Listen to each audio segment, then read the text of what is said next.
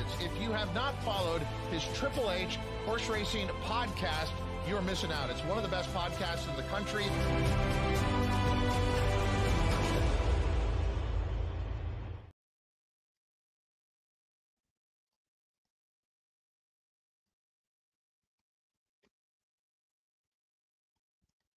Hello and welcome to episode 406 of the HHH Racing Podcast. I'm your proud host, Howard Kravitz. Thank you very much for joining us tonight as we have a three-part episode tonight, a little bit different version of Picks and Ponies this evening, but it is still going to be extremely enjoyable, and it will also involve handicapping as well, along with Joe Migliore from Adelphi Racing, head of racing operations and bloodstock agent, to talk about some of the offerings that you at home can purchase for Adelphi with Adelphi Racing, horses they purchased at the 2-year-old sale. We're also going to have Matt Bernier on. Very excited to have Matt Bernier on tonight to talk about everything Oaks and Derby. It will be a very fascinating conversation.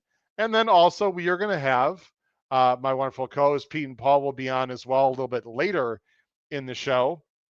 So we're going to very briefly talk about opening night at Churchill Downs under the Twin Spires.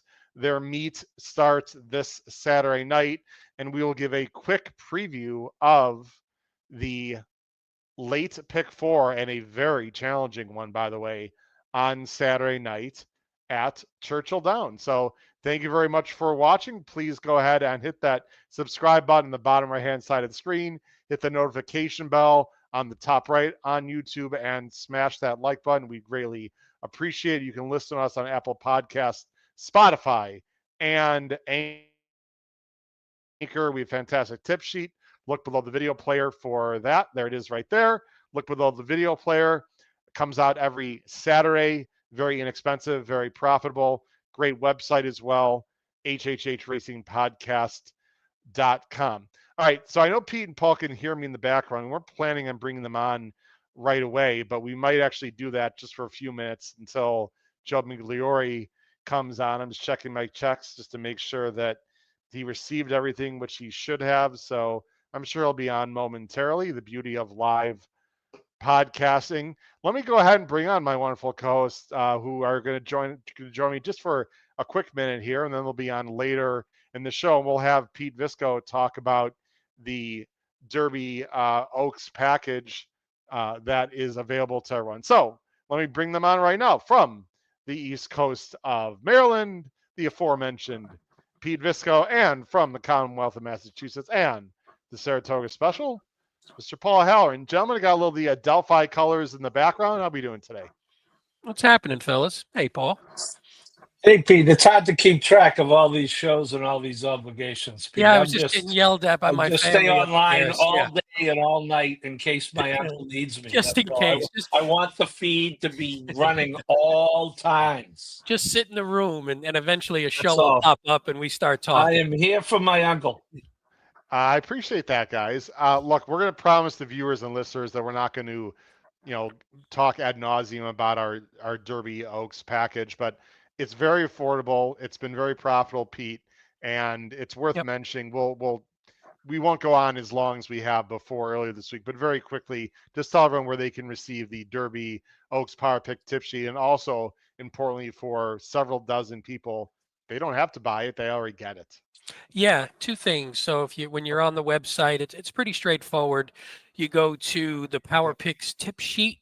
Getting it up right now. It's coming up. No problem at all. Yep. I never enjoys looking at a black screen. Yeah, I mean that's all right. It is what it is. If you go to Power Picks tip sheets there, or actually if you click on the banner on the top, either one, all the details are here. So hopefully our FAQs answer any questions you might have, but it's relatively straightforward.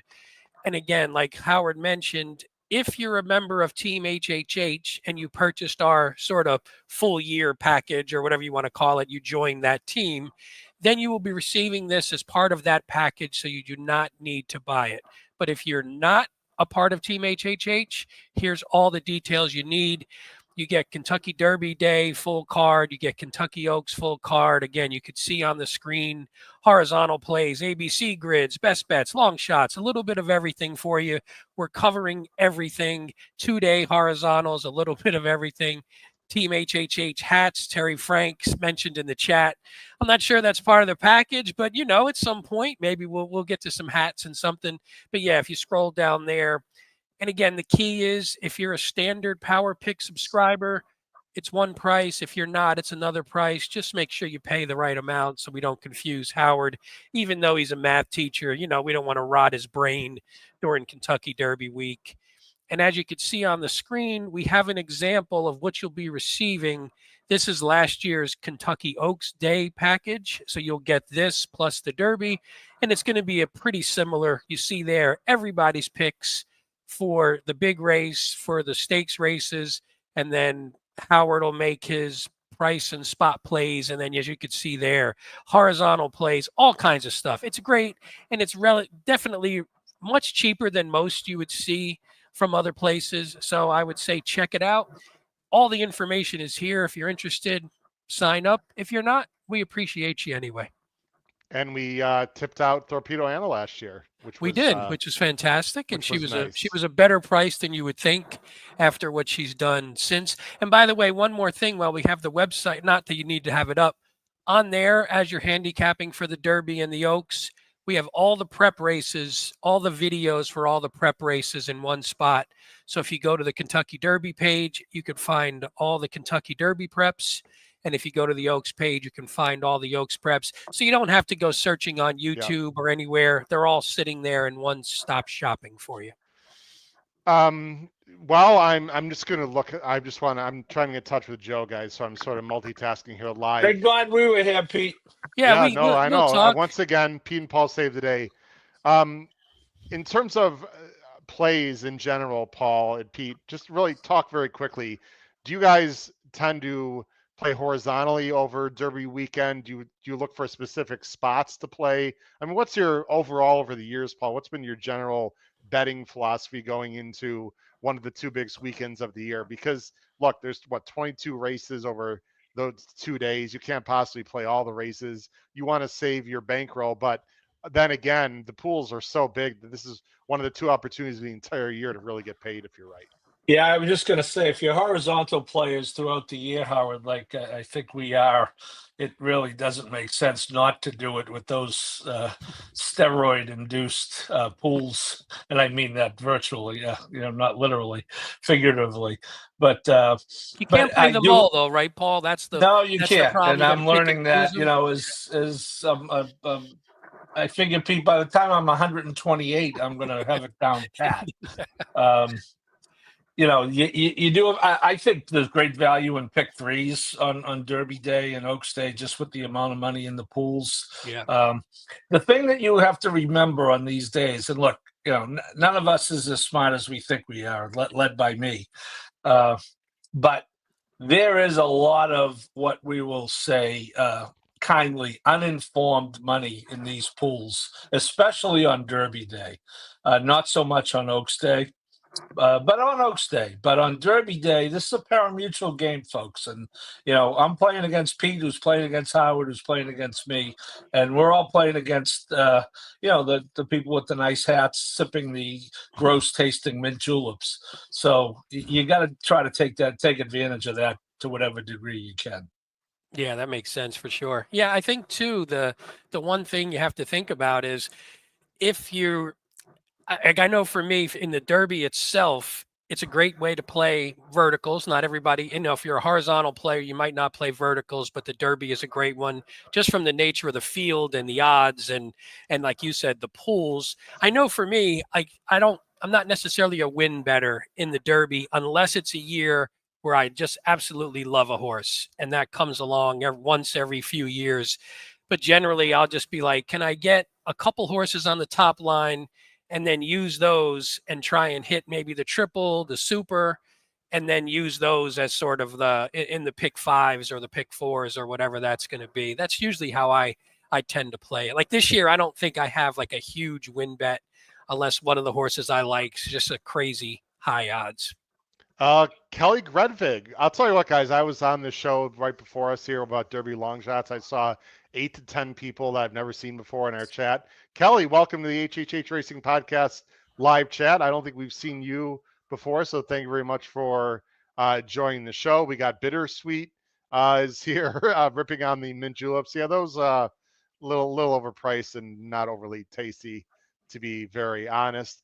Terry Frank is here. I should get direct Starlink to the HHH network. I like that. Love these Derby shows. Frank, Terry, we're just getting started. So very exciting. So here's the situation, ladies and gentlemen, and I hate to throw our good friend Joe Miglioria under the bus. Actually, I just got an email, guys. Let me see here. Okay, go ahead and I gotta respond back to a text. Go ahead, we'll talk. Go ahead, ad lib. So, Paul, do you have, so when you look at it, do you like the sort of the 2-day stuff? Do you get involved in the 2-day, or do you like to just focus on the same day bets? Yeah, I like the concept, Pete. I find that I usually end up getting right up to that 2 minutes to post for the first race on Friday, saying, "Oh shit, I forgot about the 2-day stuff," and now I have 2 minutes to put a pick six play together. I think, like with any play, Pete, if you got to have one or two that you can anchor your play around. Yeah, and it doesn't have to be a single per se, but you got to have one or two races where you're only one or two deep, because we know on these days you're going to need to spread in some races, right? Yeah. You just have to hope you're spreading in the right races. Yeah, right? I generally you wind up spreading, and the 2-to-1 favorite wins, and you had 8 horses, and you're pissed after the fact. All right, here's what we do, guys. Joe had a little family obligation that went a little bit late, but he is going to come on, and it's going to come on in about 15 minutes. So let's do this, guys. I'm thinking we should actually talk about the late pick 4 first, then, and just let's take do care it. of that. Why don't we just do that? Hang it out. We can. All right, then I can go to bed. Yeah, sorry. Here's what we're gonna do. We're gonna talk. You got to quickly. stay up and watch this Celtics game, Paul. It's getting a little dicey. Oh yeah, I got to put that on. That's right. Is it? Pete, now he's leaving the show, I'm man. sorry, he left the show. He left. Yeah. I just got to get the clicker. I forgot about that. I was watching the Race for the Crown on Netflix. I watched the first 2. Pete, I teach high school. You don't think I have enough trouble getting the attention of the teenagers? Now Paul's me watching the game. It keeps going on, Pete. I'm during sorry. the day, at night. I just want to keep him awake. So at least if the game's on, he won't doze off while we're on camera. All right, Paul, should we just let you go and watch your Celtics? Or no, are you sure I got him right out of my left shoulder. Right. Pete, you know what? I'm glad you mentioned it. I mean, this series is a walk. This is a walkover. This series, so. All right. Whoops. Oh, I'm sorry. Boy, that's the second time I've done that. Sorry, guys. Hold on a second here. Hey, we just want to focus on the Delphi. On Adelphi. Well, nothing wrong with Adelphi. I know why that's happening. I'm doing different things here than normal. I apologize. I know why it's happening. User error is why it's happening. Well, that's definitely part of it. That's usually normal. By the way, Paul, if you look and you see all the blood on Porzingis' head, he caught a nasty elbow, and he had a huge gash on his forehead, and he's got blood all caked in his head. Yeah. Ooh, so if you see that, that's what happened. But he seemed to be laughing about it after the fact. Okay. Now that everyone's left the show to watch the bloody Porzingis and no one's watching, it's all good. Nobody cares about this. Nobody cares about Orlando. No, they can't win anyway. All right, let's talk about the late pick 4, guys. We're going to do this very quickly. We're not going to show the PPs. That was actually part of our plan tonight, ladies and gentlemen. Don't go anywhere. We're reversing our plan. We're going to do this, then we'll bring on Joe, and then we'll bring on Matt. So appreciate everyone's patience with everything. Let's quickly talk about the late pick 4 opening night for the Churchill meet. It starts in race 7 at 8:37 Eastern. It starts with a 1.25 mile maiden special weight. They always do this, guys, on opening night. It's sort of cool where they run a 1.25 mile race from the exact same distance and starting point, of course, as the Kentucky Derby. We're not going to bring our top 3 on the screen, ladies and gentlemen. What we're going to do is talk about our late pick 4 tickets at the end. So, guys, just very briefly talk about who you like in this race. Pete, we'll let you go first.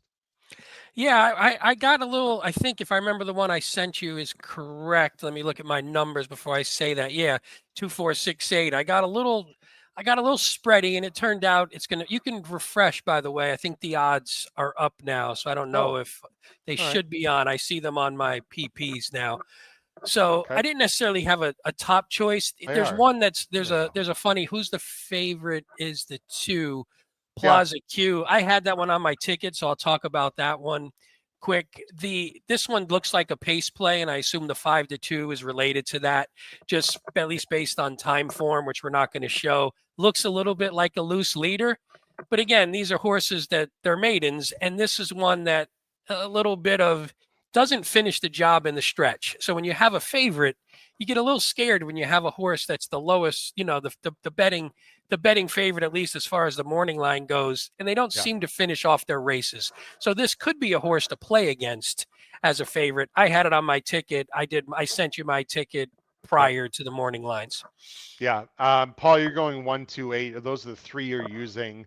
I thought the one was interesting also, who for Sharp and Saez looks like, I think that's an American Pharaoh filly, if I remember Yes. correctly, Paul, and distance on the dam side. I think Antonia's Flowers is actually a little bit interesting. And I have the 8 also, Vino Tiempo, who's a Vino Rosso who ran well last time, Paul, and should love the 1.25 miles, although she's a dead closer. Yeah, I looked at the breeding on the 1 as well, Howard, by American Pharaoh out of a frosted mare. And, obviously, we talk about the Derby horses never having gone 1.25 miles. Well, obviously, these maiden horses have not. And there's a good chance none of these will ever, except in the morning when they're jogging around the track. So it is, the 8 is a Vino Rosso but out of an Escandrea mare. Just missed last time, was closing.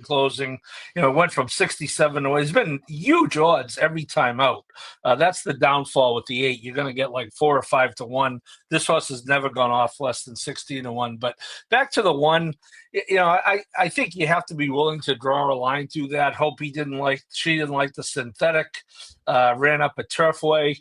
The Turfway form each year gets a little better and better. It certainly has played out pretty well at Keeneland. No reason to think it won't carry over to Churchill. You get Saez, who's going to get, I think, the trip he wants, because as Pete brings up, the 2 is just going to go. So I think Saez gets pretty much whatever trip he wants from down there. So I'm using the 2 defensively. I think the 2 is going to be overbet in this race, but I'm using 1, 2, 8. The 1 has some nice works at Churchill too, which makes you feel pretty good about a price horse. And Churning Bernie the 4 is a 4-year-old filly who's 0 for one of your favorites. 0 for 15. That's your favorites, right? She's going to take money, guys. It's IRAD. She's got numbers that fit. I'm going to use her really begrudgingly just because I don't love anyone in this field. So interesting race. Race 8, claiming 50. The rails are out 36 feet. Everyone pay attention to that. That's a smart decision by Churchill, and obvious because they want to save the better part of the turf course next week, of course, for the big races. This is a tough field also.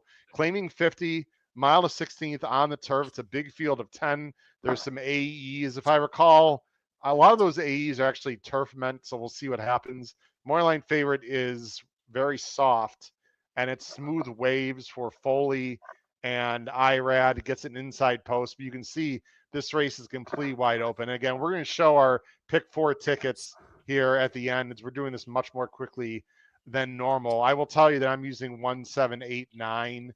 I'm pretty spread here. Cheyenne Moon at 15 to 1. This is the first time I'm seeing the morning lines. It's actually fascinating to me with only one turf start, and actually it fit by the numbers. Paul, you're using 1, 4, and 9 here. Very quickly, what do you like about any of those, or what's your top choice? Yeah, I mean, I like the 1. I don't like the 1 for 12, but this is a drop. This is the first time this horse is in for a tag. They went right to the grade 2 Jessamine in the fall of 23 after breaking her maiden. Obviously, that was a big jump. But even in the conditioned other races, they were allowance races, the N2Ls, and then has been running N1X for decent money. So I just think the drop, you get IRAD, so you're not going to get the price. But I like Greg Foley, and again, don't like the 1 for 12, but I think this horse is he's at the spot he needs to be at on what day? Saturday. Yep. Yeah, I went And 3 deep, but I had the 1 as my lone A, and okay. but that last race scared you. But at least it was sprinting, so maybe that was the excuse why it was so bad. And now we're stretching the horse back out. So hopefully she can get back to what she likes to do best. And Yeah. I think Irad can work out a trip. Greg Foley's got a few runners on Saturday, and they're all working well. I got a feeling he's sort of cranked up for this meet. And you have Yeah. the 3 who's a closer, Pete in this race, who's like 1 for whatever, I think. But Has some solid again, races back. The same that you said numbers on the that last fit one. just Yeah. is a a board horse, as you guys like to say. Maybe we'll see. Well, and again, there's not a ton of pace in here, at least as far as time form projects. So that scared me a little bit about the 3. And I had to Yeah. note best races are on the synth too. But, I think at least this isn't the greatest field in the world. No. So I think if you get the trip, it's going to be key. I like the outside horses more. Again, Cheyenne Moon at 15-1. I if that's the horse I remember, only has 1 start on the turf, but actually it was okay.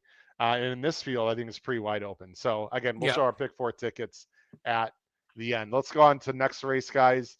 This is the 1 stake race in the late pick 4. It's the Roxelana Stakes. It's 6 furlongs for the girls on the dirt, $200,000. Pretty tricky race. Again, you see these morning lines, guys. This is a tough late pick 4. I gotta tell you. Morning line favorite is the number 2 Sandy Bottom, a very fast horse for McCarthy and Rosario, coming from was racing in the West Coast. I think off a layoff, if I recall, but she's very quick. There is other speed in this race. We're all using this horse. Pete, is that your top choice? No, not my top, but I can see it makes sense that she's the favorite. If you look just on her PPs, she lost to Justique and Benedetta last time. Before that, Copion. Then she beat Tamara, Becky's Dream. Like she's just has good horses on her form.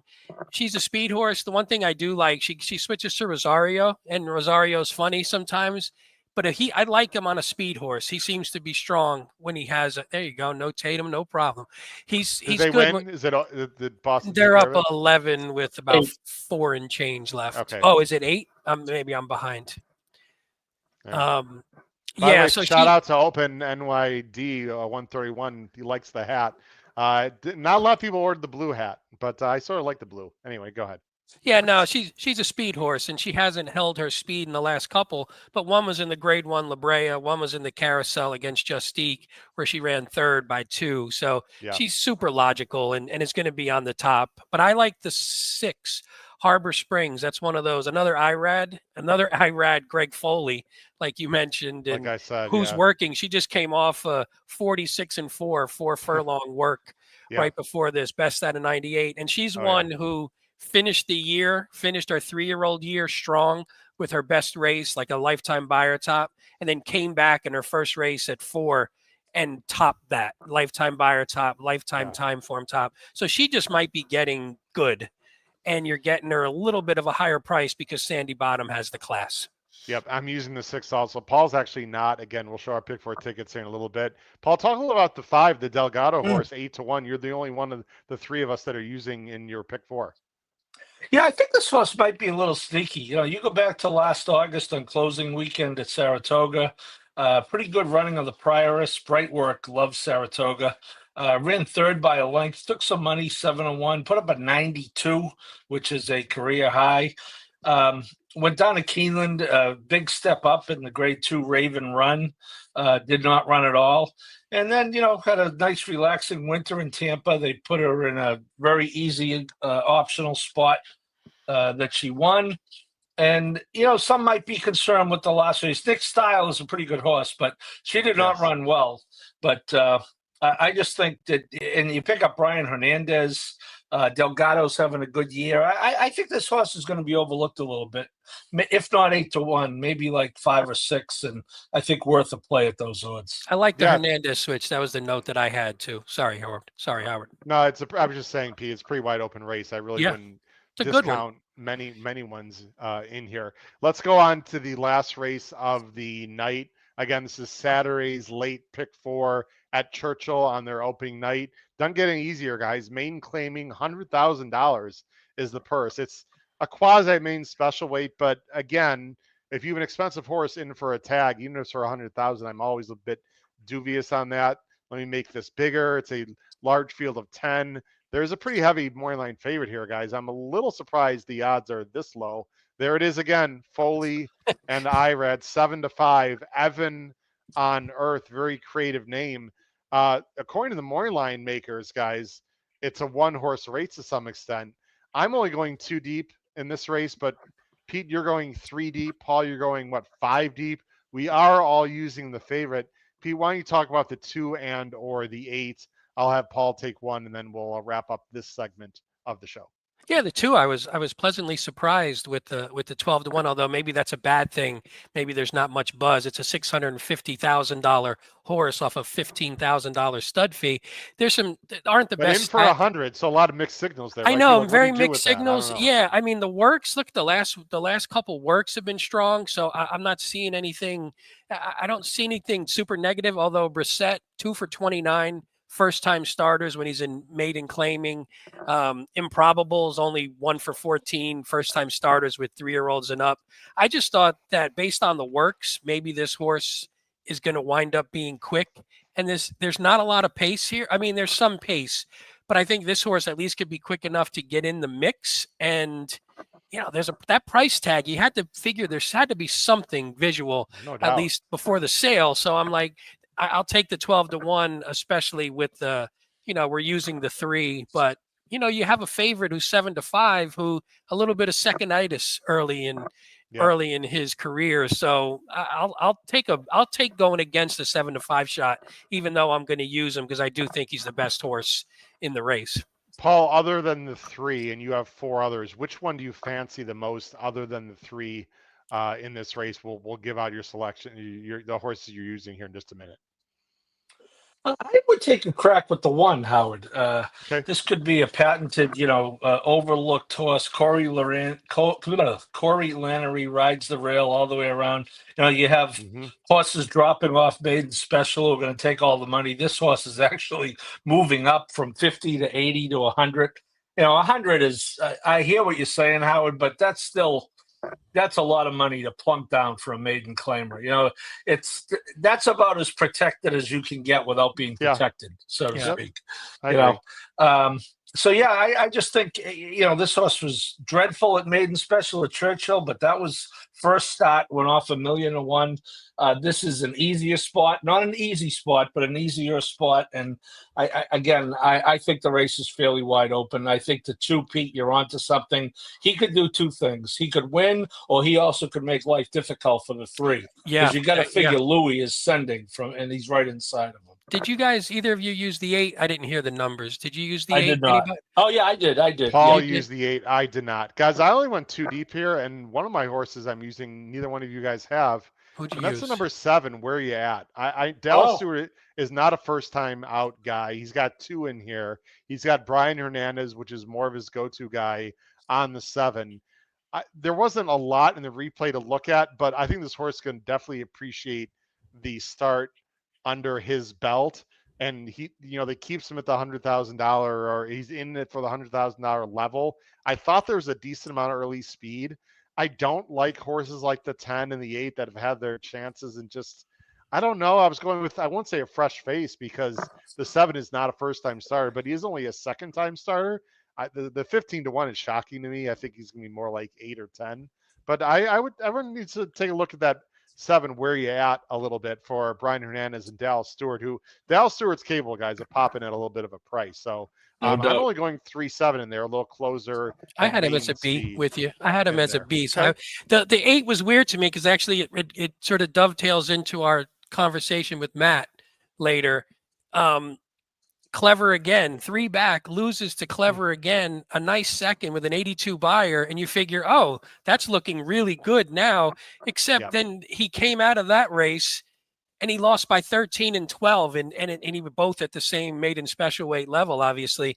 So it was very puzzling. Like, was that just a clear, that was just the outlier, and the way the race shook out, he ran second and he's not that good? Or because he was Triple Crown nominated too. So there was a lot of weirdness with the 8. Now I didn't know what to do with him. Now he picks up Jose Ortiz for McPeak. I think he's interesting. McPeak, the drop from maiden special to maiden claiming, he's pretty good at. So Interesting that Hernandez is not riding for McPeak. Hernandez sticks with this 7, Howard, which is a positive. And I finally, Jockey Olympics finally paid off at Santa Anita last Sunday, Howard, when I was curious of why Ricky Gonzalez was jumping off the horse he rode 4 times to ride that second-time starter.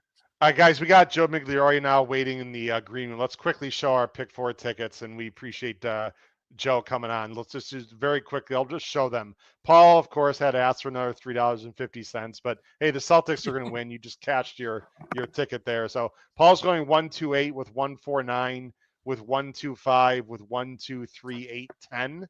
That is a $67.50 ticket. Pete is going to go 2468 with 138 with 126 with 238. Of course, I'm reading it, guys, for our wonderful audio listeners. That is a $54 ticket. And my ticket is 1248 with 1789 with 1268 with 37. That is a $64 ticket. Guys, appreciate you coming on. We're going to bring on Joe here. Do you guys just, again, in the middle of the show adjustments, do you want to come back after Joe for a few minutes to talk about what Matt might be saying, or join him after? No. Or we done? No. Out. Perfect. I'm okay with that. We love Matt. Matt's gonna carry it for us anyway. All right. We talk him to death anyway. These guys at home are like, why aren't they going to come on for Matt? Well, I'll explain why they don't. We did. Come we on. would.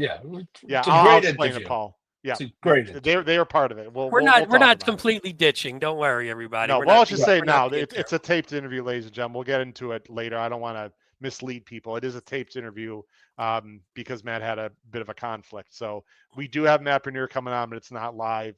Paul and Pete were part of our interview. Gentlemen, thanks for coming on. Appreciate it. Go ahead and take yourself off screen, and we'll talk to you soon. Thanks, See you guys. All right. And Pete's going to take care of his own, I think. Okay. All right, ladies and gentlemen, very excited again. Sorry for the, we're changing stuff in the middle of the show. It's all good. We got hundreds of people watching just in time to bring on one of my favorite people in racing that I don't get to talk to enough. I usually see him in New York, maybe sometimes in Florida, depending on the situation. Does an unbelievable job with Adelphi Racing, bloodstock agent. Now he's head of racing and obviously is a big part of Adelphi Racing on many levels at the sales.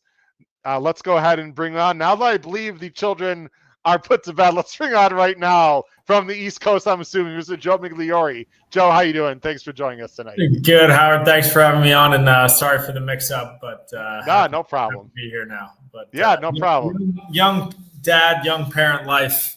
Curveball. Now look, anyone that's been there, we get it. You got to take care of the family first. So, Joe, we're going to talk very quickly about the recent Ocala sales. And first, I want to commend you, my friend, because Adelphi just continues to grow and be successful. And you're one of the main cogs in that wheel for sure. I know you've enjoyed your extended role with Adelphi. Just very quickly, tell everyone what you're doing with Adelphi now on a bigger level and what happened the last week or two specifically. Yeah, absolutely. I mean, I kind of came on in a more all-inclusive role with Adelphi, just probably before the halfway point of last year. And, I obviously act as their bloodstock agent and racing manager, but now, in more of a role, in relation to the partners and the events that we put on. And, we had a great time at the Florida Derby.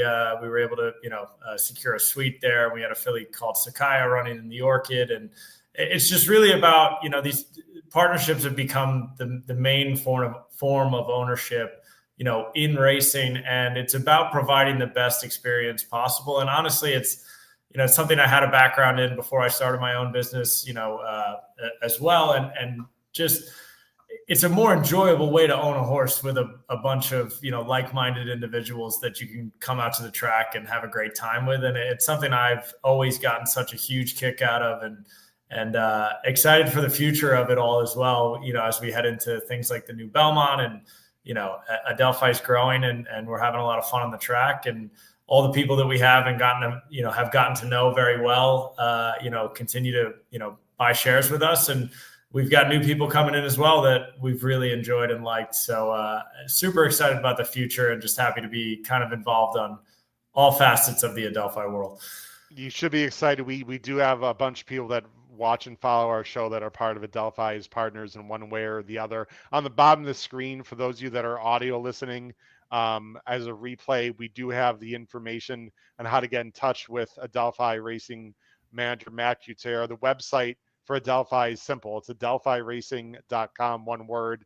Matt's email, the racing manager Matt Cutera, who's a good friend of mine and been on the show several times, and a sponsor, by the way. Adelphi Racing Club is a proud sponsor of the HHH Racing Podcast. We can't thank you guys enough for that. Helps us out financially in a lot of other ways as well. Matt Cutera's email is matt@adelphiracing.com. Joe, you were in Florida. Tell us what you were doing there for Adelphi, my friend.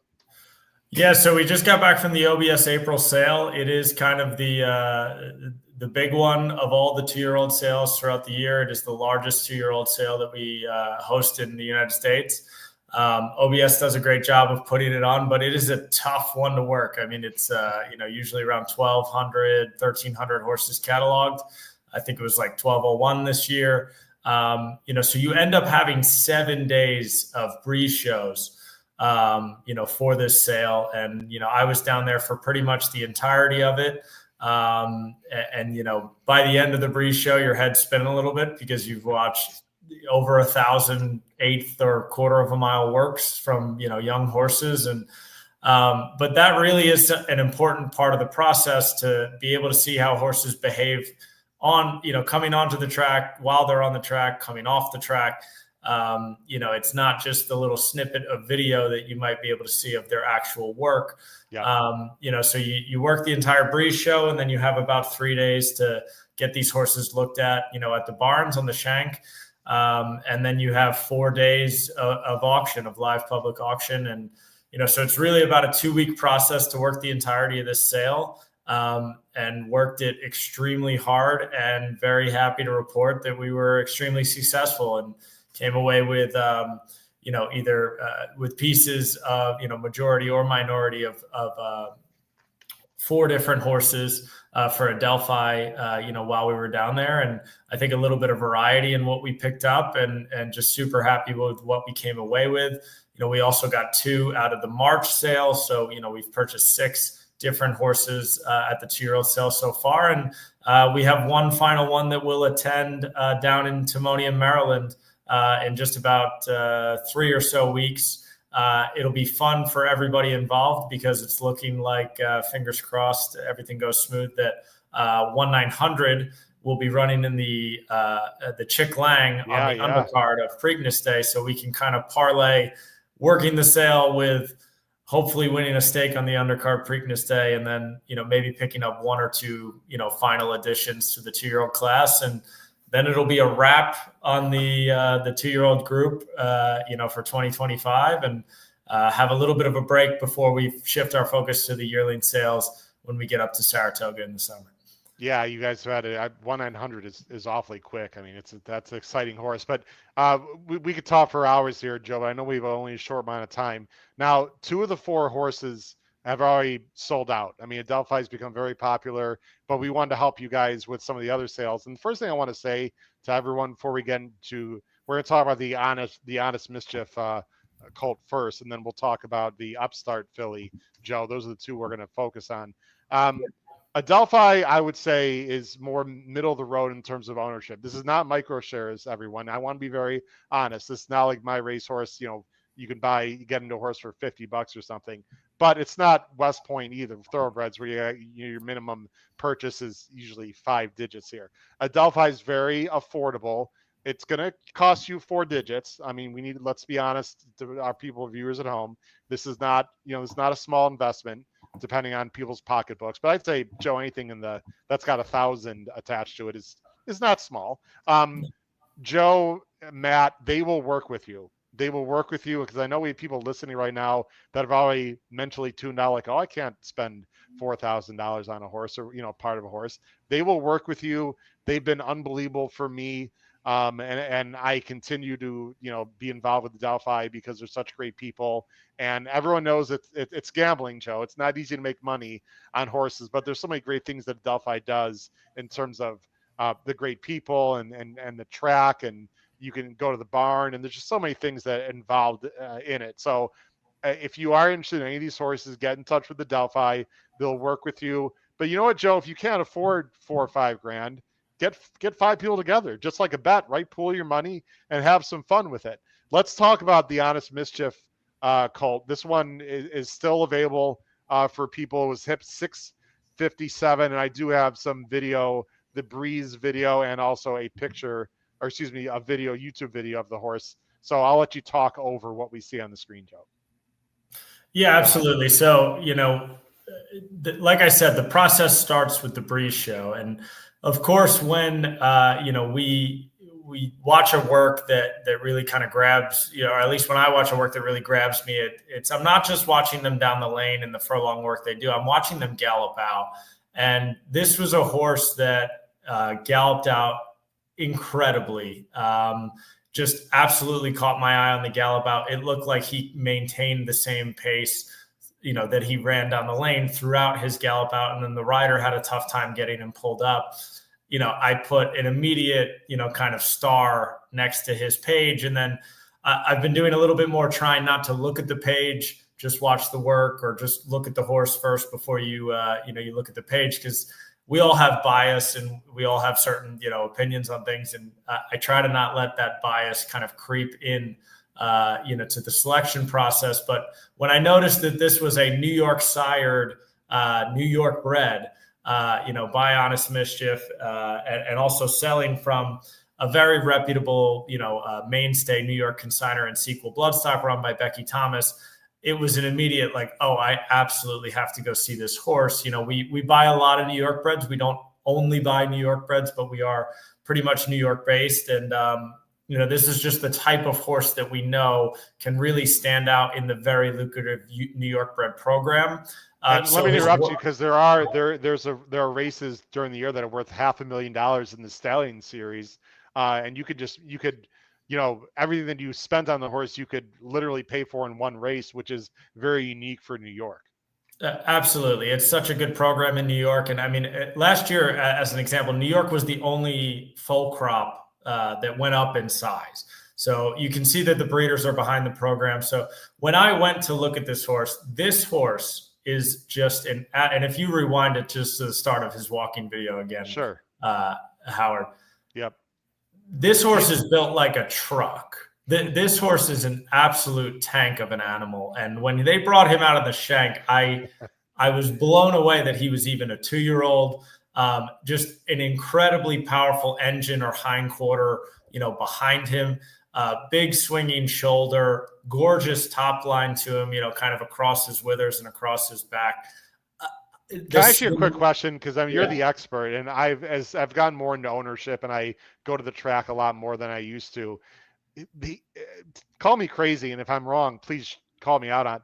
The way he walks, he just has certain confidence and stride about him. Like he's even striding out on his walk, like I'm here. Yeah. Like he sort of gives that presentation, like I'm not here to mess around, and I'm here. I mean business. He doesn't have like his head down, like moping. Am I being silly, or is there something to that? You're not being silly at all. And the disposition in which he carries himself is like, I'm the man, and he knows absolutely. He's the man. Honestly, the first time I looked at him was well before the day he sold, and I had nothing negative, in terms of my notes that I found about him. And if anything, I walked away from looking at him the first time saying, well, that's the New York bred that's going to, make a fortune, and he's awesome, but we're not going to be able to afford him. A lot of these Honest Mischiefs, they're very powerfully built, but so many of them are short-legged. They're a little bit, in terms of, they're not the tallest individuals. Yeah. They would remind you as like a person of like, a guy who's 5'7", 5'8", but very stocky and muscular. The only other Honest Mischief I had seen with some leg like this colt was Sacrosanct, who ended up winning the 500,000 last year. Nice horse. And the few Honest Mischiefs that I've seen with this powerful body and a bit of leg have been incredible runners. So, for me, it was more of a not, is this horse good enough? It was just, can we get this horse, and how can we get this horse? And you guys partnered up with Steven Rocco, so who a lot of people know, and that was with 1-900, right? You also partnered up with him on a 1-900, so exactly. that's very, very, very smart partnership there for sure. Yeah, look, I mean, we bought 1-900 out of the OBS March sale the previous year, and Steven's been, a great partner and friend of all of ours, and we've developed an incredible relationship with him, and he immediately came to mind as, okay, if we are going to take a run at this horse, can we possibly, join up with Steven and get this done? And I was absolutely thrilled to be able to, make the final bid on him. He was always the number one New York bred in the sale on my list from the get-go. In fact, Matt and I together were looking at some horses at the barn across from his, and had several to look at that barn. And he was out to show for someone else, and I couldn't take my eyes off him across the way. Sort of like that girl you see. Well, not anymore. You're not single, anymore, right? But yeah, right. You know what I mean. But he just, when you see him, if you are to see him in person, you'll immediately know everything I'm talking about is true. And he is gonna be with Clement, by the way, for let people know he's gonna be with Clement is gonna train. Absolutely. And we, great relationship with Christoph, and, we won multiple New York bred stakes with Christoph with Pandagate last year. And this is one that we're buying, in the mold of that, looking for the next horse that can kind of dominate that New York bred stakes landscape. Yes. And if anybody who's to see him in person, right away, he's a horse that's going to grab you. I promise he'll be the best looking horse in the paddock the day he debuts. I look forward. I'm making 2 trips for the first time this in over a summer period, Joe. 2 trips to Saratoga this year. Once with our great HHH Racing podcast family. You've met Matt Miller and you've met a bunch of them, and then I'm making a trip in July just with myself and Patrick Kunzel, who's another fantastic co-host of on the show, young guy. And so we will.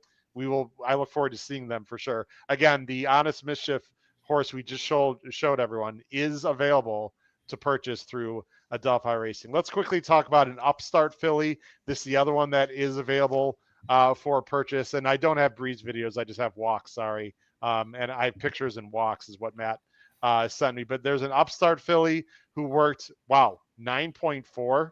Unbelievable for the 8th of mile. Looks like it was bought for 125K. There is still availability there. Talk about the upstart filly, Joe.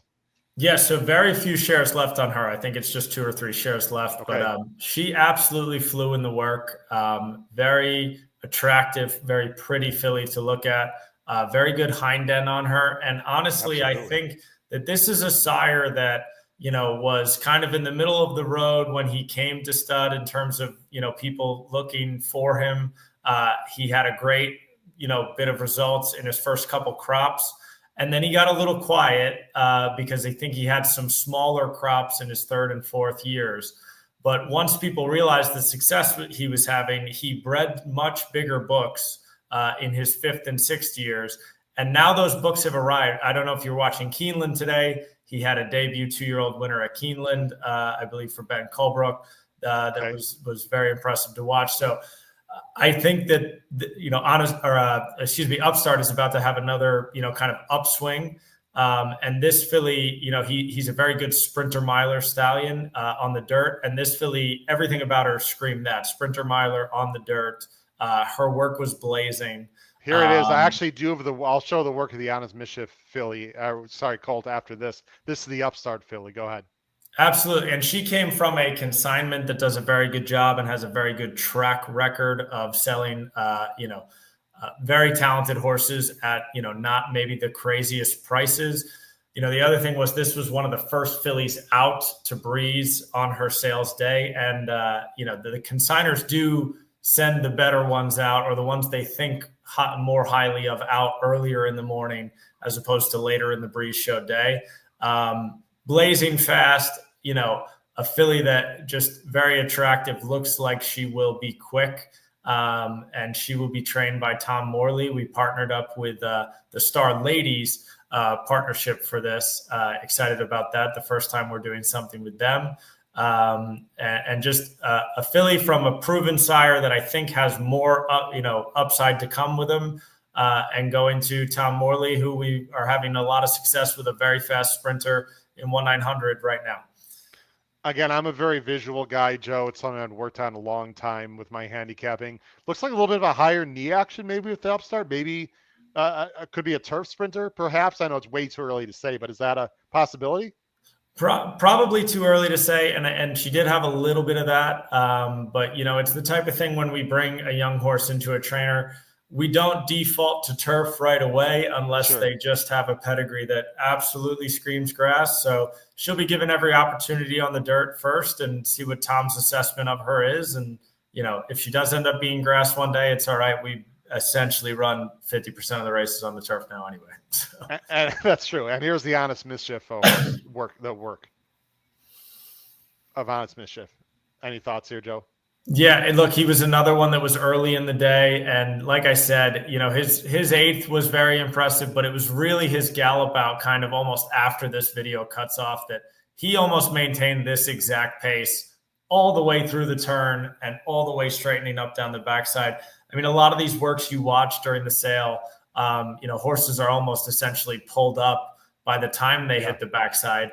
He ran about halfway down the backside, almost at the same speed, and it looked like the rider was absolutely water skiing just to try and get him pulled up. And then the consignor here as well, Becky Thomas, who we have a good relationship with, she showed me after we bought him several breezes of him on the farm, and it was the same exact thing where it almost looked like riders were just doing everything they could to slow him down, as opposed to, ask him to do more. Yeah. An extremely willing horse with a super powerful body that, I'll just be utterly stunned if he's not able to exert himself on the race course. It's really exciting. The Clements do such a great job. They're very patient, and they know how to take care of a horse. And the horse is not going to be rushed into a 2-year-old start at Saratoga. They'll start him if he's ready, but it's very exciting, Joe. Great job again. And look, Adelphi does not buy $1 million horses. We're not afraid to, I'll say we, selfishly, we're not afraid to spend some money. You're part of the team, Howard. I appreciate that. We're not afraid to spend some money, but we spend it the right way. I want to take one question, then we'll let you go if that's okay. For the night, Joe. This is from one of our great fans, Bittersweet. How does it work if the buy-in is $10K? Are we liable for maintenance fees? Just quickly talk about when people are quoted a price, what that involves, Joe. Yeah, so with most of our young horses, we will actually build, the training fees in until roughly the end of the year with a lot of these 2-year-olds. So you will not have any additional bills typically until this horse turns 3. So, in that offering price or that syndication price, which we break down very detailed for people as well. If you are to reach out for us, you will get a full breakdown of exactly how we created that syndication price, which really the principal amount is the purchase price of the horse. But we will build in training fees typically for an extended period of time. After that, we'll work on, quarterly account statements that, if the horse is profitable that quarter, you'll get a distribution. And if the horse was not, then you're responsible for your percentage of the horse's expenses. Right.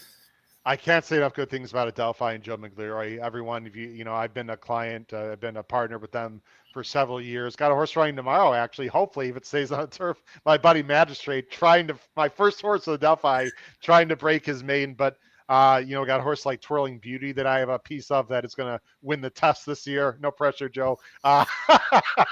She drew into it. It's just a G1. It's just a grade 1, Joe. It should be easy. But I'm sorry, go ahead. We're very excited about what's going to be happening this year with Adelphi and some of the horses I have as well. So we actually Twirling Beauty drew in today for Sunday. It's only a 6-horse field, but it's a little bit. It's a real 6-horse field. It's not one of those small weak fields. It's a small strong field, but I think she should be the speed of the race in there, and hopefully we get her out front. She's blindingly fast. The question mark for us is just how far can she carry that speed? Right. And she does meet, an attractive Chad Brown maiden breaker from the summer as a 2-year-old, and but it'll be a good test for her and a good way for us to kind of see where we're at with her. I know she's very talented. We just have to learn a little bit more about her. Yeah, well, we're going to learn more about her on Sunday for sure. Joe Bigliotti, Bloodstock agent, does an incredible job, racing with the racing partnership, etc., with the Adelphi Racing Club. Thanks for coming on, man. We really do appreciate it. Joe, where can people get in touch with you if they want to speak with you personally about any of these horses or purchases? Yeah, absolutely. Look, I'm not a huge social media guy, but the one social media I do look at every single day is Twitter, and I believe on there I think I'm at Mig Bloodstock. So yeah, at Mig give me Bloodstock. a look on Twitter or shoot me a DM, and I'll definitely get right back to you. Yeah, again, the best way really is just you can just get in touch with Matt. There's the information at the bottom of the screen. Matt Couture, Racing Manager, Matt at AdelphiRacing.com, and he can get in touch with Joe. Joe, continue with the great work, man. Hope the family's doing well. Look forward to seeing you this summer, my friend. Take care of yourself. Thanks for coming on. Absolutely, Howard, and sorry again for being a little late. No worries. Got to take care of the family first. Take care, Joe. Thanks. Bye-bye. All right, Joe Migliore, you did an awesome job. Really appreciate him coming on to the show. I'll tell you what, they've got some exciting horses at Adelphi in their stock with their 2-year-olds, and I've had great success with them. Gemmin 10, Certified Lover Boy, Funny How. I could go on and on. Just love the people at Adelphi. Can't speak highly enough. All right, ladies and gentlemen, here's how we're going to end our show. We did a tape segment. Matt Bernier was going to come on live tonight, but he had a family engagement that came up, and he really felt bad about it. But don't go anywhere. We did a taped episode. It is about 30 minutes. I know the show's going to run a little long tonight. I apologize because of all the scheduling we had to work out. So and I'm going to let it run through. So we have a approximately 30-minute video here of myself, Pete, Paul, and Matt Bernier of NBC Sports and FanDuel. We talked about the Derby, the Oaks. We even talked about our little fantasy draft that we had for the HHH Racing podcast. So sit back and enjoy the interview with NBC and FanDuel's Matt Bernier. Let me bring it on screen right now. Enjoy, everyone.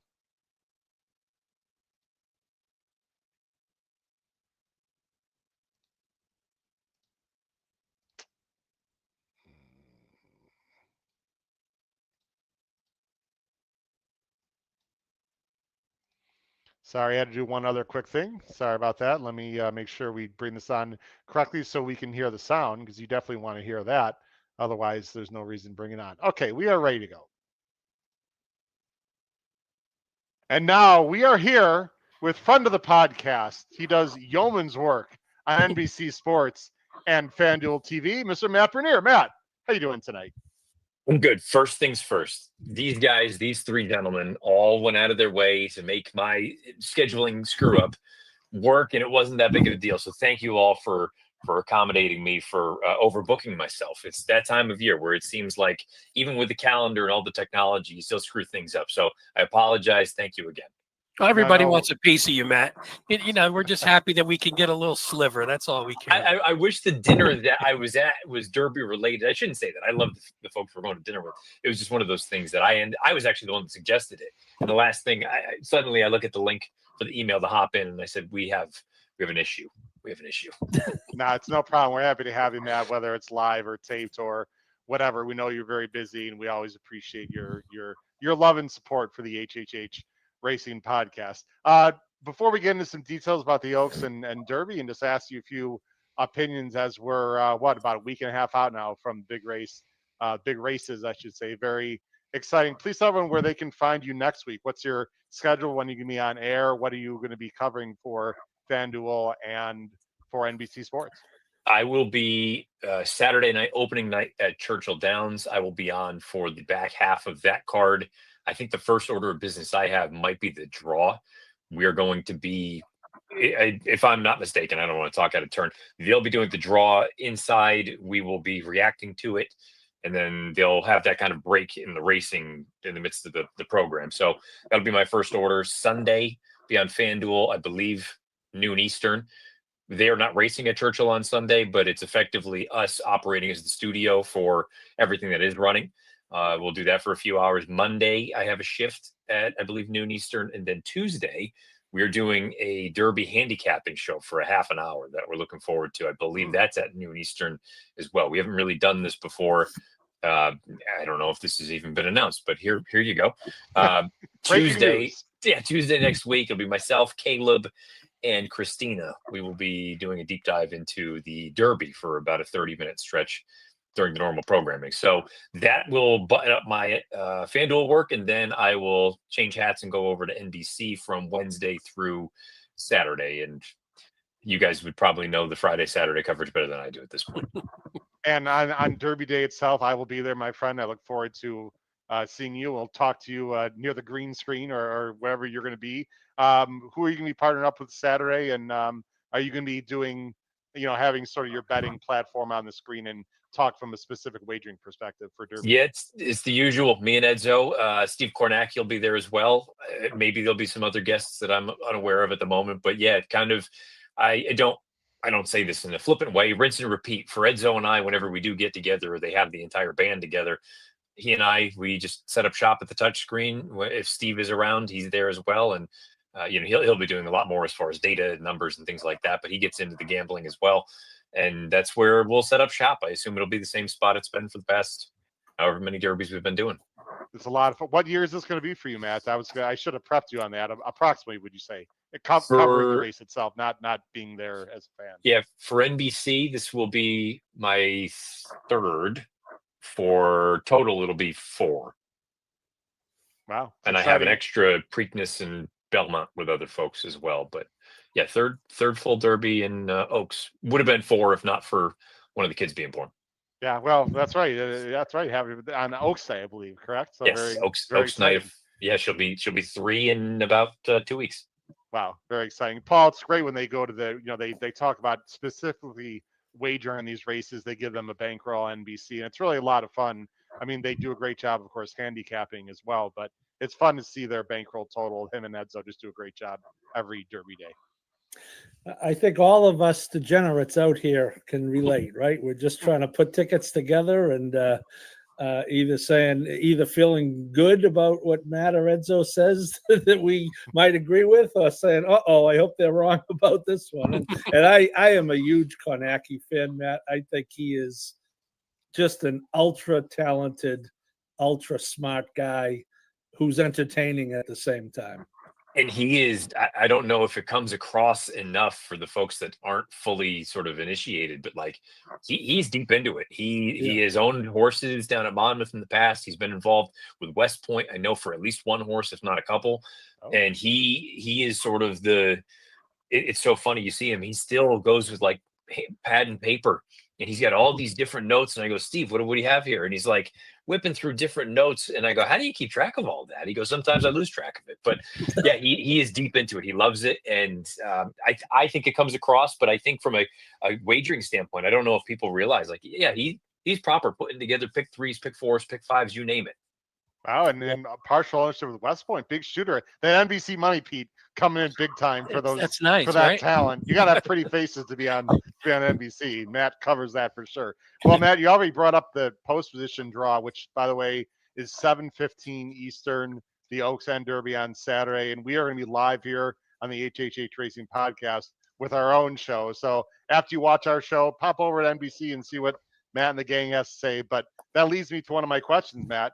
How much does post position matter? Now, we're not going to break down the whole race. We've got several episodes coming up to do that. You'll be doing the same on NBC and FanDuel. But in your opinion, how much does post position matter? Let's talk about the Derby first. And the gate movement further out in the last several years, to me, has made quite a big difference. To me, that was the real question. When we had the 2 different gates, the main gate and the auxiliary gate, if you drew one, I hate to say it, but your race was basically over before it even began. Now with the entire 20-horse gate that Churchill Downs has put together, I think it basically mitigates that kind of concern. To me, post draw is more fun fodder than it is necessarily important. I know some folks, and I do agree with it to an extent, but the idea of, let's say you've got a couple of speeds that draw next to each other or close to each other. Well, in all likelihood, if they were speeds anyway, whether they broke from 17 or they broke from 4, they're going, right? If you want to say maybe that changes the tactics and you take back a little bit and you rate this, that, or the other, I think there are a handful of horses in this race that they can only win if they go to the lead. And in that scenario, maybe I'm being overly flippant about it, but what difference does it make if they're right next to each other or they're 14 stalls apart? I mean, if the game is to go, the game is to go, and I think I don't want to say much to do about nothing. It is important, but I think it's probably overly emphasized for this one day in particular. Yeah, Pete, we all used to dislike the inside. I say if you're 3 through 6, you're in great shape. I mean, I almost rather be inside with the gates moved out, what is about 15 or 20 feet, in the last few years. Yeah, actually, I was going to ask Matt or anybody on the screen, because I know I had the last one I can remember liking a horse going in and drawing the 1 was Known Agenda. And I think the post hurt him just because of the way it shook out. Now, I don't know if it could have been different, but Matt or Paul or Howard, if you were down to a horse and you're like, I like this horse, is there a post draw that would completely take you off it? Like if he gets the 1, are you off at least from, I would say from a win standpoint, not, hey, I'm not going to include this horse at all if I'm doing verticals or horizontals, but on like a win wager, would it completely swing you either the 1 or any of the post positions? I'll let Matt answer that first. Go ahead, Matt. Like, in a weird way, if you were going in and you were kind of pot committed saying, this is the horse I like, I want to bet them regardless, in a funny way, I think drawing the 1 would actually be to your benefit, because I think there's still that sort of, I don't want to call it a narrative, stigma, but that thought of that, well, if you've drawn the rail, you have no chance. And so maybe you bought yourself an extra couple of points there as far as the wagering is concerned. For me, I guess a speed horse drawing 1 isn't ideal, but to what we just talked about, if the game plan is to go anyway, I mean, I don't really know what difference it makes. You're going to have to send out of there no matter what. So maybe all it would do is just really enforce the idea that this is going to be a lively pace if a speed horse draws the rail, because the last thing you want is everybody to come over on you. Yeah. But, no, I guess long-winded way of saying, I don't think there is a scenario where if I drew the 1, suddenly I'm scrapping whatever my game plan was. I think it just kind of is what it is. And maybe you actually benefit from it. Yeah. Paul, quick thoughts on Pete's question? Yeah, Matt is one of my favorite people in the game, and he knows that. But I'm going to disagree on this respectfully on this. And the reason I think it is because the size of the field with 20 in there. We all know that you have to get lucky to a degree, and some horses, get luckier than others.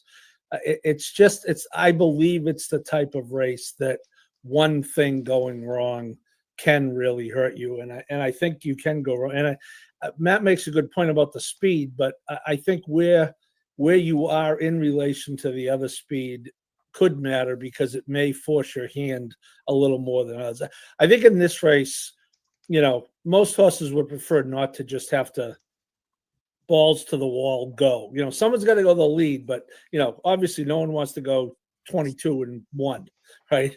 So I think it matters a little more. And I wouldn't give up on a horse I like drawing the 1. I would just be resigned to losing a few days ahead of time, as opposed to waiting until 6:30 on Saturday. Maybe it changes your denomination. Like, I was going to bet 50. Now I'm only going to bet 20. If you were there you go, Pete. In terms of dollars, if you were going to do it that way. Or Paul, if there's any geldings in the race, that would change what you Well, said. that would negate that comment. Anyway, yes. Or Phillies or Phillies.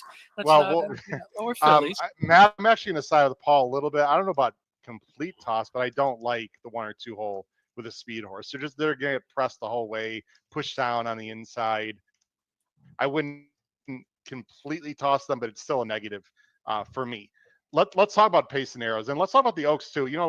The Oaks every year, Matt, seems like a little short shrift because it's the Derby, of course, but it's a 14-horse field. I'll tell you what, you don't want to be in 12, 13, or 14 going a mile and 1/8. I think Ways and Means last year was a perfect example. I believe he was pretty wide, or she. Oh, here we go. You have a beverage. She was pretty wide every step of the way. We don't talk about the Oaks enough with post positions, I don't think, Matt. I mean, you definitely don't want to be wide there either. I suppose. I mean, wasn't pretty mischievous way out there 2 years ago? She was 13, but she was. Yep. I think she was more the exception than the rule. But that's a fair point. Maybe. And look, I'm also, to be fair, I'm probably the wrong person to really do a deep dive into the gate draw, because I've never really been all that concerned by it. I mean, I hate to say that you're looking for excuses already. Not you guys, but anybody that's sitting there being like, oh, well, I drew this hole, the horse can't win. I'm like, well, then the horse probably ain't that good anyway. But I guess with my big thing with the Oaks this year, I have for the longest time have looked at it and said, I can't wait to bet against Good Cheer because he hasn't really run appreciably faster as a 3-year-old than as a 2-year-old. And then I keep looking at everything and I go, why is she not going to win this race? She's just faster than everyone else. These fillies have not really developed all that much. There's a lot of speed in here. She's arguably run her best races at Churchill Downs. The distance is going to be her friend. She's probably, I don't know. I mean, what is she? Is she 6-5, 7-5? And I'm having a difficult time talking myself off of that. Take Charge Milady, I think, is going to be kind of a wise guy horse with that run at Keeneland, being the only one really kind of kicking on at the end. But I finally kind of hit a breaking point where I said, the only horse I'm using in the race is Good Cheer. I don't think anybody else is good enough. Yeah, and there is a pace setup. Looks to be favorable for her too, which is nice. If you're looking at her, that's, I guess, being maybe if she doesn't always break great. So if she breaks funny and gets stuck and somebody gets away, maybe like, either a horse on the lead or a horse like Quiet Side, who Paul and I took in our fantasy draft yesterday. Like if she just gets the jump and Good Cheer just sort of gets a little traffic trouble, maybe that's the way to do it. And to be fair, I don't want to sit here and say that I don't think the other fillies are talented. I think Quiet Side has been I don't want to say a surprise, but the way that she has developed has been a nice, pleasant surprise, especially for John Ortiz, who is a good trainer. And he just, for whatever reason, had a rough Oaklawn meeting where the horses they couldn't get to the winner's circle all that frequently. She ran very well. LaCara she might be the wild card to me if I was going to use a backup, just because it does seem like she has that capability every once in a while to just run a hole in the wind. Maybe she'd be the backup, but beyond that, I just, I mean, you guys tell me if I'm not giving these fillies enough credit. I just kept looking at the paper and on Thoroughgraph, she towers over the field. On Buyer, maybe it's not quite so severe, but man, I have a difficult time getting off of a horse in a spot like this. It was the same as Fierceness last year in the Derby. If he showed up and ran his race, he was going to win. He didn't show up. He didn't run his race. Yeah. That's going to happen, right? For next Friday, unless someone jumps up in a massive way and she doesn't show up, I just don't know that she's going to lose. Yeah, and I still feel like there's a little bit more there. I know. I mean, it's not like she's winning in hand, but the whole vibe here, Matt, tells me that she's really going to be tough in that spot. Let's go back to the Derby just for a little minute. I'm going to show Ed DeRosa of Horse Racing Nation. These are. Whoops, didn't want to do that. Sorry about that. I got to present it on screen. Host fail. These are the odds that Ed DeRosa believes for the morning line. Again, you can take it or leave it, Matt. I hope everyone can see that on the screen. These are his projected morning line odds. Give us a feel, Matt, of who will be underlays, who will be overlays, which for people that don't know, meaning under bet and over bet. This race is traditionally over bet because of goofy names, and My Boy Jack, I think, was the poster child for that. It went off at like 6-1 that year, some ridiculous number. Should have been 30-1. Your thoughts on what the odds are going to be in the Derby, and who you might think take more money or less money than anticipated? Just taking a look at those odds, I think that's actually quite good. And I think, I don't know that there's going to be a ton of movement one way or the other. I have a hard time seeing any one of these big numbers taking a ton of steam. Maybe a Final Gambit, just because it seems like he's been a bit of a darling in the mornings. But your guess is as good as mine how he'll handle kickback on dirt for the first time. You couldn't pay me to bet Citizen Bull at 20-1. I don't think that is a wrong line, but I have zero interest in a horse like that. Beyond that, I think everybody's pretty darn close. I think Sandman's going to take a ton of money. I mean, I like him. I don't like him to win the Derby. I think he's a nice horse, but because of the name and, it's a closing gray and Metallica, and just there's a partial ownership with a social media, star. He's going to, I think Ed is right on the ball here. I don't always agree with him, for the record, but he's got Sandman 6-1, Pete and Paul, and I think Sandman could be every bit of that. Wouldn't surprise me at all. I hope so. Take It's out called the, reducer it's Matt called it's on called the men. takeout mitigator. There you go. I mean, Talbot's never won the Derby, guys. So we know our good friend Charlie Freeman hopes that Sandman's Well, can hey, win, but God love Charlie. He's got him at 125-1. I'd be rooting for he him sure too. does. And that's a great future bet. Oh, absolutely. So I would feel differently if I were Charlie. But at 6-1, I agree with Matt 100% on Citizen Bull. I wouldn't want him at gunpoint. And 6-1 on Sandman, that seems very, very. Sandman only being twice as much as journalism to me seems very, very off. Although, Paul, don't you? Oh, sorry, Matt. Were you going to say No, something? no. Go ahead, Pete. I was just going to say, is there any horse, though, that you look at and go, I don't know if anyone really I look at and say 6-1 makes sense. I mean, I don't think this is the greatest crop in the world. And I look at it and go, okay, if Japan Street was 6, does that seem too low? Even though I like that horse potentially to win, but I think like any of them, if you make the second choice, I think journalism is the only one who sort of sticks out as one who should be low based on totality of performance this season. I don't know, Matt. What do you think? No, I agree. I think I think it's journalism, and then there's a group of probably 7 horses that you could put between 6 and 15. And I think they're all legitimate talents. And then I think you've got another gap from your sort of 20s and north who, it's the Derby, crazy things happen, but I have a very difficult time making a real case for them. I think that tier of contenders are all good. Maybe it's not quite to the extent of good cheer for me with the fillies, but I'll tell you what, if you really just look at the numbers of journalism, he's coming into this race with 2 numbers that are faster than anything anybody's ever done. I said on FanDuel the other day, I mean, his Santa Anita Derby to me, while a slower number on the buyers than San Felipe, is miles more impressive. I know it was only a 5-horse field, and he's only run against a grand total of 8 other horses here in 2025.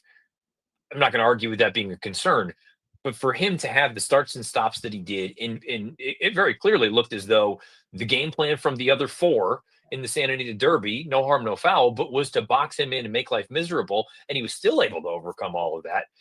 He deserves to be a short number. I won't be surprised if he's closer to 5-2 than 3-1 or 7-2, as I've seen and heard out there. I think he is very clearly the most likely winner of this race. It's the Derby; anything can happen, but I won't be stunned at all if he is the winner and he wins rather comfortably. Yeah, I think if he gets a good trip, he's a very likely winner. If he gets a good trip, but I've talked about this, Matt, since January. These West Coast horses with these small field, and it's not their fault. I don't want to get into the politics of anything, but it can help them. And the Derby is he's going to face more in the Derby than he's faced his last 4 starts or 3 starts, whatever. It's pretty crazy. But he is very likely. We talked about the pace scenario when, again, we're here with me, which we're going to be on from another 5 minutes with Matt, and then we'll discuss the late pick 4 on opening night, which Matt's going to be covering. So, maybe Matt will send us some opinions later this week when he handicaps that card, which I didn't even know the card was drawn yet. Yeah, they drew today as we're taping this on Tuesday.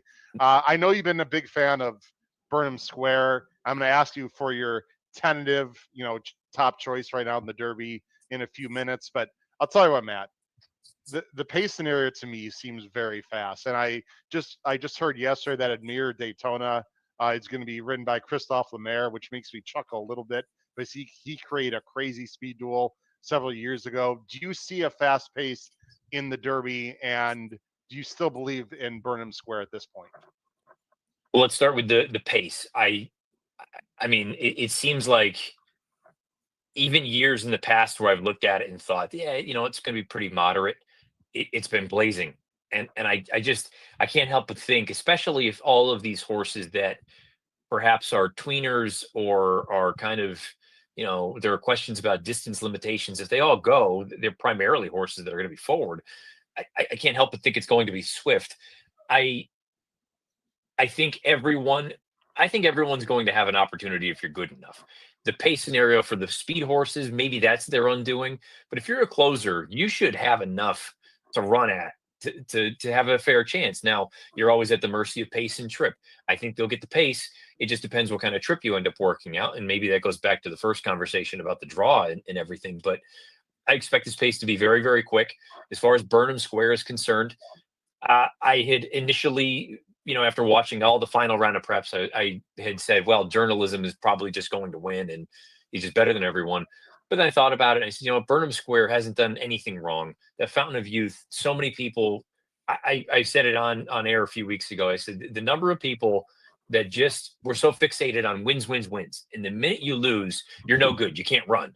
And I guess that's just kind of society these days. But he ran in spots and he continues to run in spots. I understand that. If that's a concern, I'm not going to argue with you.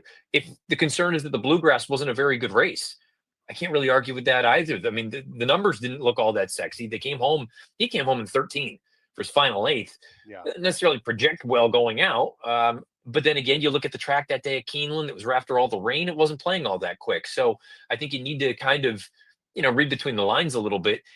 He is coming into, I think, the best race of his career. He's run extremely well. If you haven't watched the tape of the Churchill Downs race in his second lifetime start, that was really the aha moment for him to gobble up ground the way that he did, then center of the racetrack after not running a step until about the quarter pole.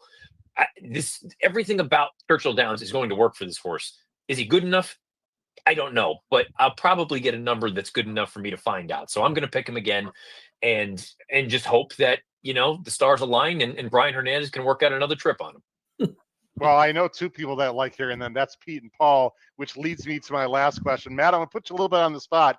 We're going to have a little fun with this. We did our second annual Derby fantasy draft last night, and it was a lot of fun. We have an Oak source also. I want your honest opinion. Which team do you like best? There's 5 teams on the screen. We'll bring it up right now. We'd love to hear your opinion. I'm sure Pete and Paul are going to want Matt to call out their name as the lead. Defending I was going to champions. say, before you show the horses, you should show the right side from last year. Our all right. Here we go.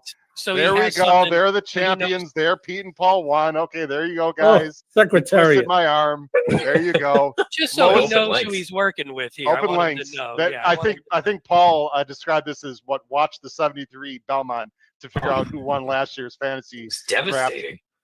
Matt, the lower the number, basically whatever you finish, that's the points you get. You finish first, you get 1 point. You finish third, you get 3 points. Obviously, the lower number, the better. Like one of our favorite sports, golf. Here are the teams. Let's go full screen just real quickly, Matt. Give us our opinion. Let me roll through the 5 teams. Kyle and Patrick have Journalism, Tistastic, East Avenue. You can see on the screen. I won't read all of them. Ballerino de Oro. Everyone gets 1 Oaks. Myself and Matt Miller. You can see we got Tapan Street, Publisher, Final Gamut. You mentioned. There you go. Noah and Charlie. I'll just let you look at it. I know you're looking at this for the first time. There's Pete and Paul. They decided to go with Burnham Square in the first round, pretty early actually, number 4 pick.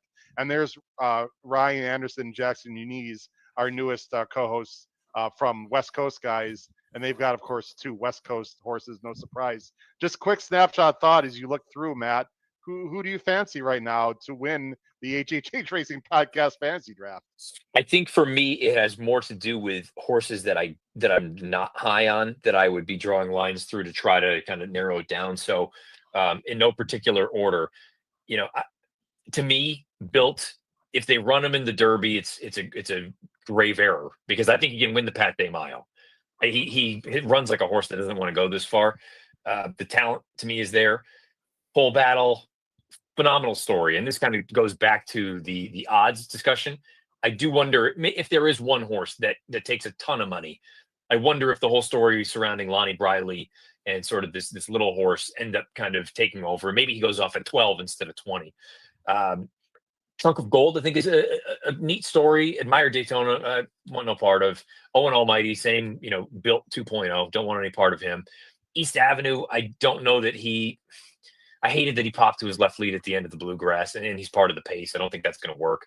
Final Gambit. Now, just remember, when we're doing this fantasy draft, we don't mind horses later in the round. They're going to clunk up for 10th or 11th. It's better than finishing 20th. So all these points. Okay. I just wanted to. I wasn't sure you understand the rules. Yeah. All the points accumulate, Matt. So if you finish 2nd, 5th, 10th, and 14th, that's 24 and 7.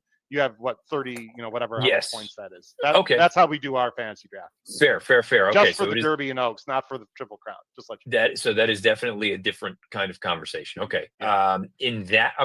On the fly, I would probably say that I think I would be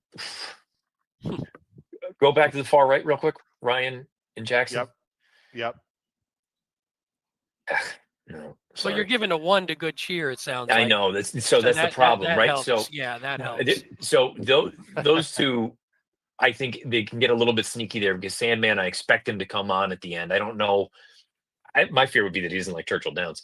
If the pace for whatever reason doesn't materialize, Rodriguez did run a big race in the Wood. He did. I'm not just saying this because you're the host. I would probably lean toward Howard and Matt, just because. But hear me out. There we go. The check is in the mail, sir. Thank you. No, just hear me out. Go Because Japan Street, I think, is going to get not lost in the shuffle, but I think he ran well. Publisher, to me, is a perfect kind of underneath type. I don't know if he's good enough to win, but if you're playing supers, I think he's a prime candidate. Final Gambit, is he, Animal Kingdom 2.0, or is he the Brad Philly that he had last year who ran awesome on the synthetic and didn't lift a hoof on the dirt? I can't remember her name, Godolphin horse. An American Promise, I don't. Going back to the post draw, I think if you park him out in 17, 18, 19, 20, I think Lucas would be thrilled because he seems like the kind of horse that he's just a monster. He's a sea monster out there, and I don't think you want any part of being around other horses. And then Take Charge Milady, I think is, as good as anybody else that's not named Good Cheer. So I'll go there, acknowledging you don't have the right horse. You know, the winner, Burnham Square is the right winner. So. Wow. Well, I'm not going to argue there. We like that. Matt, We like that answer, Matt. Matt. If for people who don't know at home, and we're going to end our segment here with Matt. He's had quite a bit of success with some future bets in the Derby and the Oaks. And I have to say, Matt, I sort of thank you for giving me the excitement of playing the futures. So I didn't really play it very much. And of course, about our run last year, which was monumental and heartbreaking at the same time with Sierra Leone. But anyway, Matt, we really do appreciate you coming on, spend the time with us tonight as we're taping here on Tuesday. We know you are busy tonight when people watch us on Wednesday, but we just wish you much success and have a great time next week. And I'll see you. And any final thoughts for the bettors and viewers out there for the Derby or Oaks? I think they're both, the pageantry, the whole nine. They're a spectacle. If you've never been to Churchill Downs for it, it is genuinely a bucket list kind of experience. I will leave you with this from a gambling standpoint. It has nothing to do with the Oaks or the Derby. I'm going to be betting Clever Again to win the Preakness. That pool, I think, closes before the Derby next Saturday. And I mentioned to Caleb Keller 3 weeks ago on air that Clever Again was going to be the winner of the Preakness. And I stand by that. I think he would have had a puncher's chance had they run him in the Arkansas Derby or the Louisiana Derby. I had texted you, end of February. Yeah, we talked about this a long time ago. This horse, I think, is quite good. And so there you go. That's one of my bets Derby weekend. It won't have anything to do with the Derby. It'll be for 2 weeks later, hopefully in Baltimore. Hey, real quick, just on that note, if Baeza gets in, what kind of chance do you give him in the Derby? And would you rather see him not, if you're on Clever Again, would you rather see him not get to the Preakness or go in the Derby? What would you think? What do you think of him as a horse? That's a good point as well. Look, if you like journalism, you kind of have to like Baeza as well. It just simply based on the races that they ran, and you're probably going to get, I would think, at least 2x, if not 3x, the price. So let's say journalism's 3s. I would think Baeza is closer to 8 to 10 to 1. And in that case, I think just purely from an odds standpoint, I think he'd be worth a wager. To your point, Pete, I'd probably almost rather him run in the Derby. But then again, stylistically, he doesn't share the same as Clever Again. I think Clever Again is the horse that would just go right to the top or be right there off of it. And Baeza, I don't think quite has that kind of gas early on. So I would love to see him get into the Kentucky Derby because I think he deserves to be there as far as talent goes. I'm not of the opinion that the system failed because you kind of knew what you were doing. You had one shot and it didn't work. Yeah. Right? You run that risk, but he's a very good horse. I think he's one of the 20 best 3-year-olds, no question about it. But we'll see how things unfold. And Yeah, selfishly, I guess I would rather see him in the Derby and then maybe take starch out of him for Baltimore a couple weeks later. Nice. Matt Bernier, FanDuel, NBC Sports. We again really appreciate you coming on. We love the fact that you support the HHH Racing podcast. It means a lot to us. So thanks, Matt. Have a great week next week. We look forward to watching you. Take care. Sorry again for the scheduling kerfuffle. Thank you, Matt. Thanks, Matt. See you later. No problem.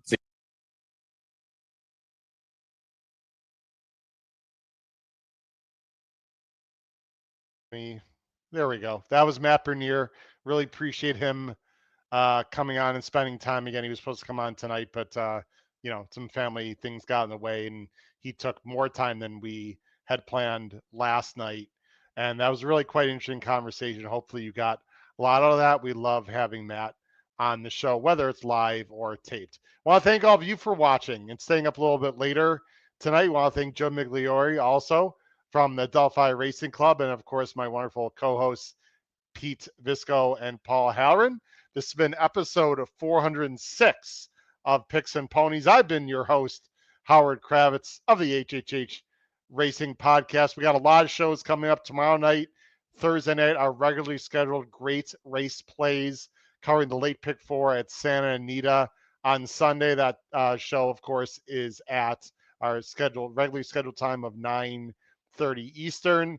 And then after that, live Derby draw this Saturday night, 7 o'clock Eastern, and many, many shows after that. Thank you very much for watching.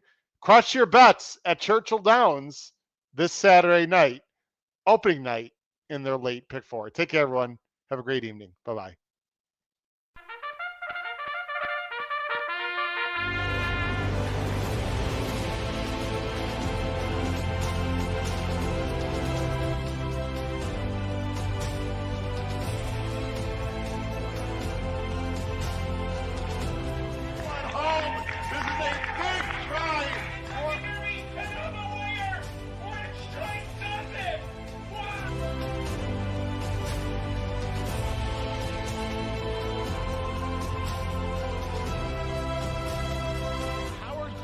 If you have not followed his Triple H Horse Racing podcast, you're missing out. It's one of the best podcasts in the country.